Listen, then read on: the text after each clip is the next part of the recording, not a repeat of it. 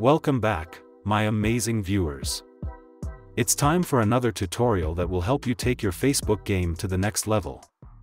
In today's video, I'm going to show you how to add an admin to your Facebook page. And don't worry, I'll guide you through each step of the process using the Facebook website version. So, let's dive right in. Step 1 is to log in to your Facebook page. Easy peasy, right? Next up is step 2.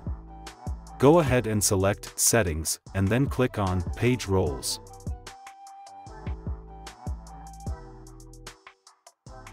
Now, it's time for step 3.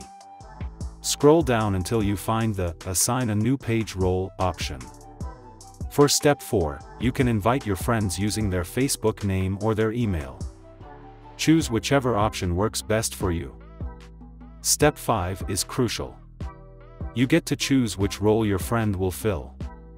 But, make sure you read the consequences first.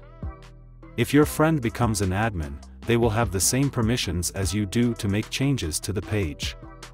So, choose wisely. Step 6 is the final step.